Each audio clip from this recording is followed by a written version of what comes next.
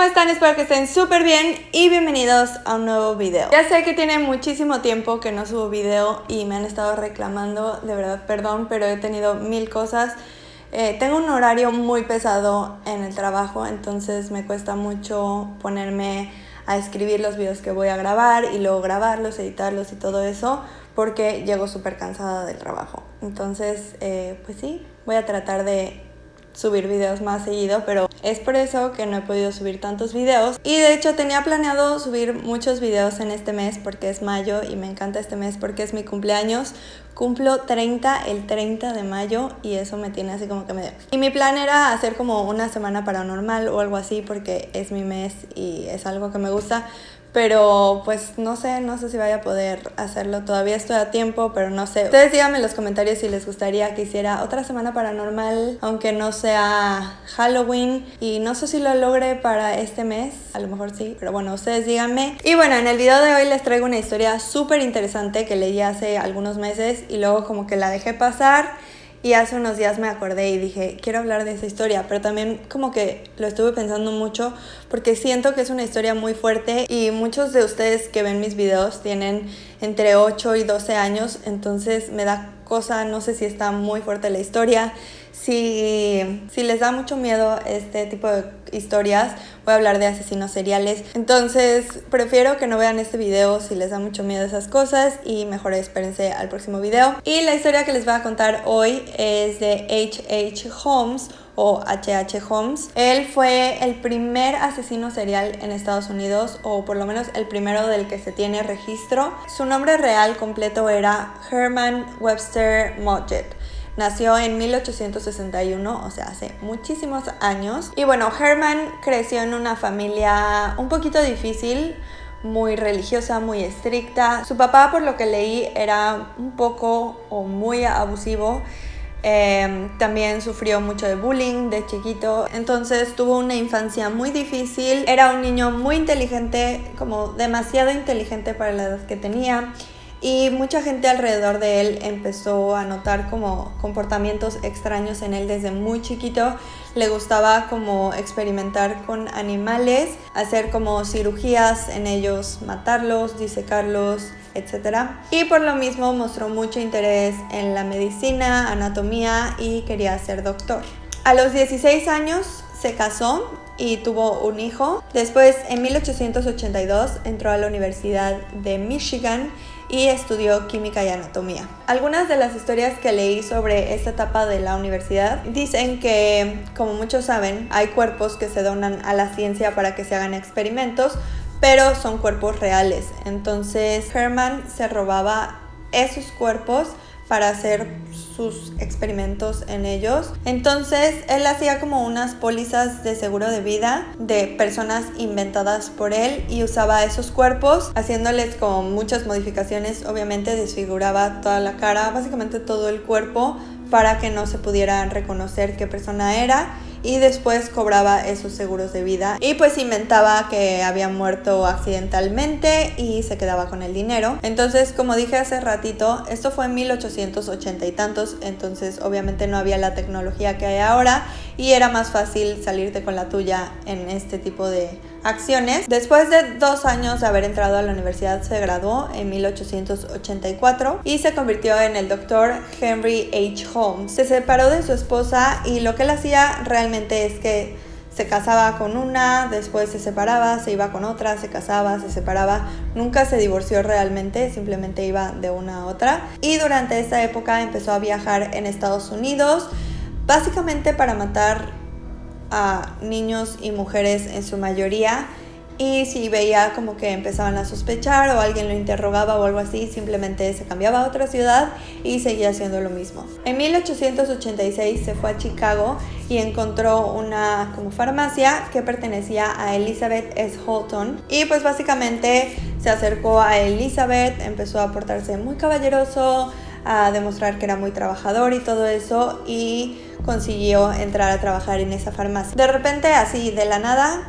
el esposo de Elizabeth se murió y Herman le propuso comprarle la farmacia a Elizabeth, y poco después Elizabeth solamente desapareció así sin dejar rastro, lo cual obviamente está muy raro.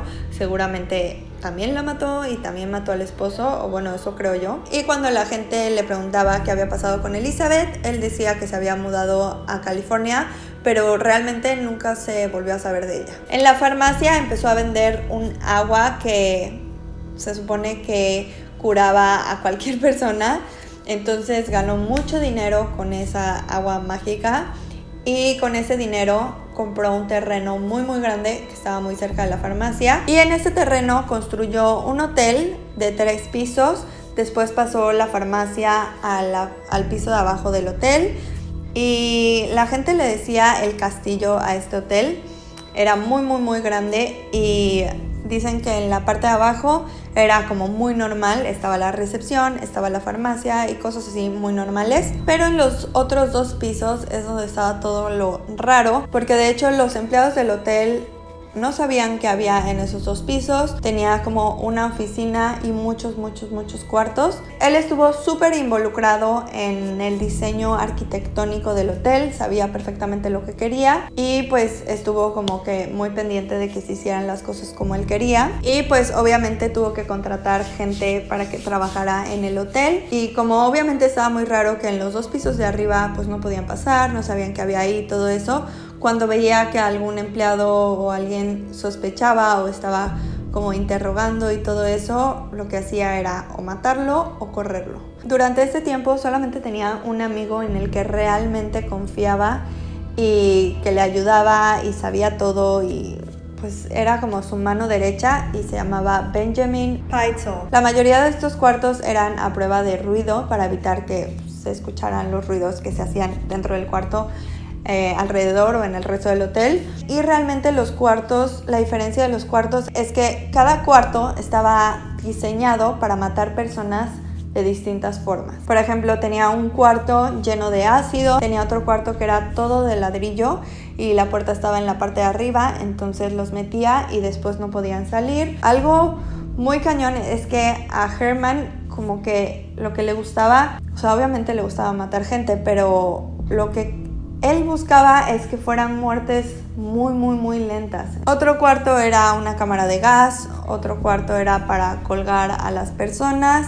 Realmente era muy creativo con las formas de matar a la gente. Tenía como demasiadas formas distintas en las que los iba matando. Y para esto le servían todos estos cuartos con distintos propósitos. También dicen que el segundo y tercer piso eran como un laberinto, era muy difícil saber dónde estabas y buscar la salida. Y en la parte de abajo, o sea, en el sótano del hotel, tenía un crematorio donde pues realizaba experimentos y guardaba los cuerpos y los desfiguraba y todas esas cosas.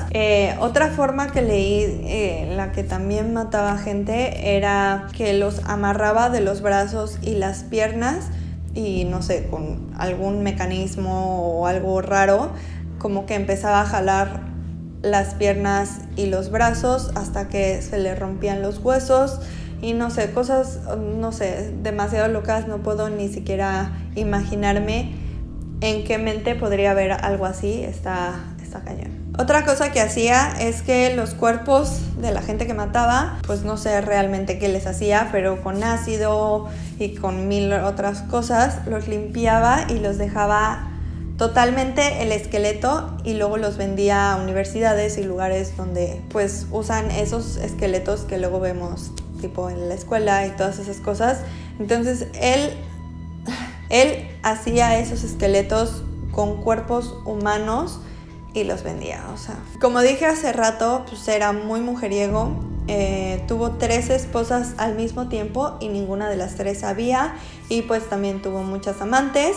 Una de ellas se llamaba Julia Smythe. Julia trabajaba en el hotel y después de un tiempo quedó embarazada. Él le pidió que lo dejara hacerle el aborto, o sea, él hacerle el aborto a ella, y que a cambio él se casaría con ella. Entonces ella dijo que sí, y después de eso no se volvió a saber ni de ella ni del bebé, obviamente. Después viajó a Boston y conoció a una mujer llamada Minnie Williams Holmes. Él le dijo que se llamaba Henry Gordon y empezaron a salir, a andar, a ser novios, y después ella se mudó con él a Chicago y empezó a trabajar en el hotel. Después Herman convenció a Minnie de alguna manera de que transfiriera las escrituras de una propiedad que ella tenía a nombre de un tal Alexander Pond, que realmente era él, nada más que era como otro de los nombres que él usaba y obviamente ella no sabía. Quién sabe qué dijo o hizo para convencerla, pero bueno, el punto es que pasó y después le propuso matrimonio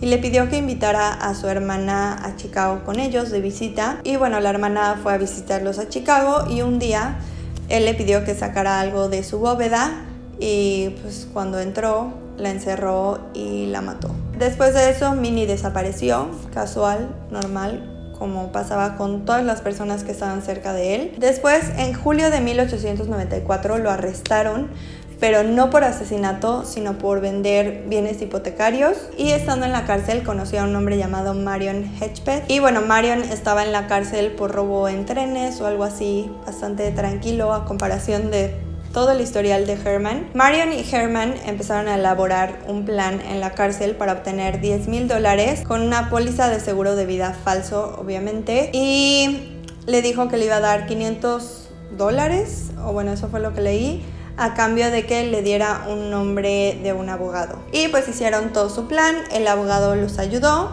pero todo el plan falló porque la compañía de seguros sospechó. Entonces pues todo el plan valió madres y fracasaron. Pero obviamente Herman no iba a decir así como que ay, ya no funcionó, pues bueno, ya me quedo en la cárcel. Obviamente no. Así que Herman le pidió a su amigo Benjamin que fingiera su muerte y a cambio le iba a dar una parte del dinero. Así que armaron todo su plan otra vez. Dijeron que era un inventor que se llamaba B.F. Perry y que había muerto en una explosión de un laboratorio. Bueno, ese fue el plan. Entonces Herman obviamente tenía muchos cuerpos para buscar uno que se pareciera a las medidas del cuerpo de Benjamin, porque en ese tiempo obviamente no existía la prueba de la huella digital. Entonces el método para reconocer a las personas era por las proporciones de su cuerpo, pero al final a Herman le valió madres todo el plan y decidió matar a su amigo Benjamin y quedarse con todo el dinero. De hecho, la esposa de Benjamin pensó que todo eso era parte del plan,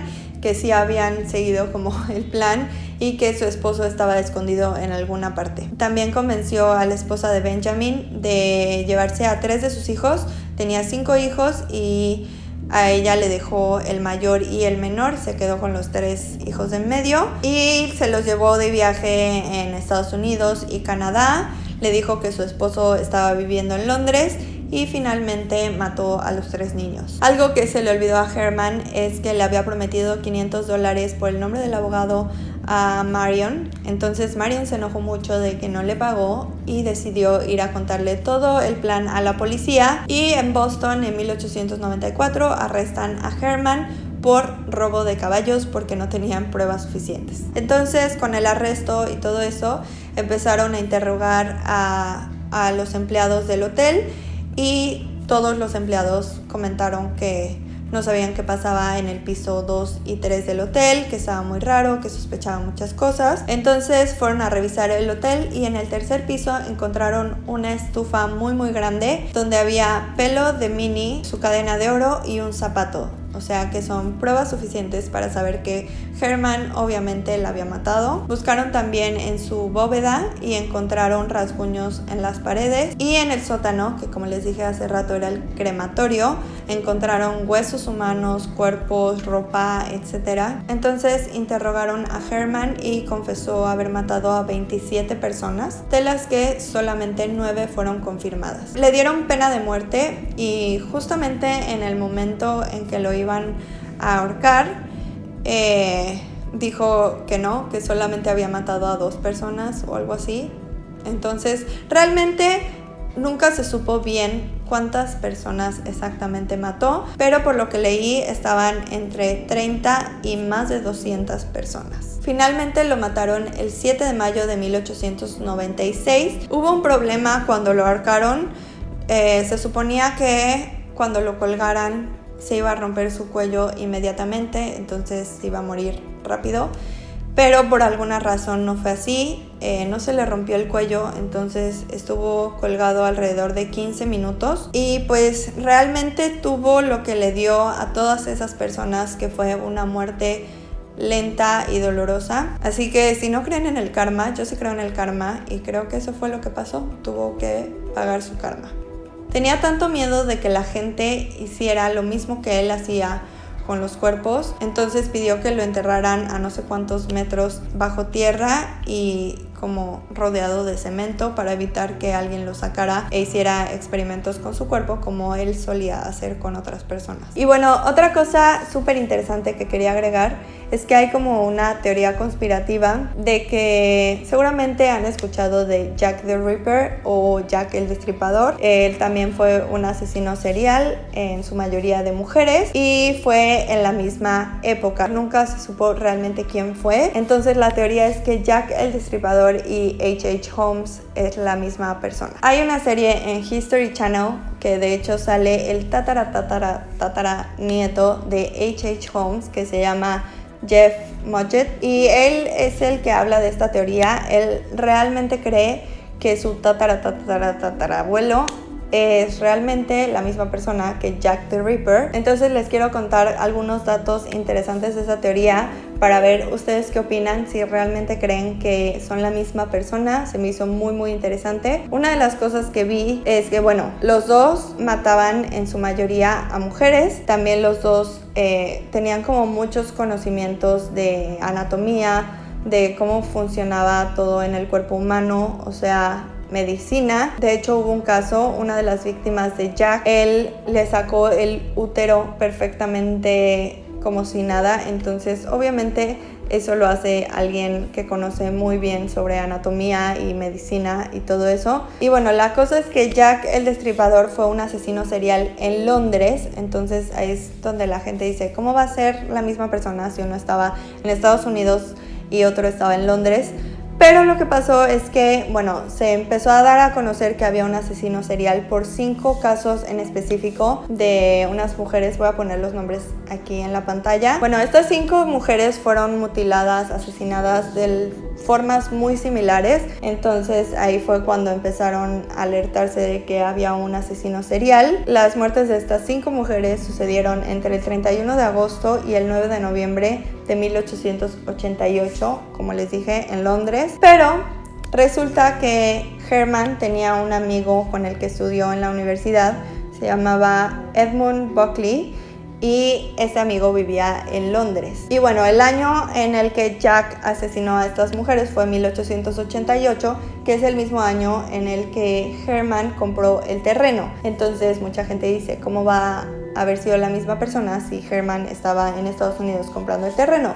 Pero realmente, justo después de que compró el terreno, no se tiene registro de absolutamente nada de Herman en Estados Unidos. Entonces la teoría es que Herman viajó justo después de haber comprado el terreno, porque el hotel lo construyó en 1889, o sea, un año después. Entonces tuvo tiempo perfecto para ir a Londres. Y realmente existen registros de que Herman intentó vender unos esqueletos a un hospital en Londres.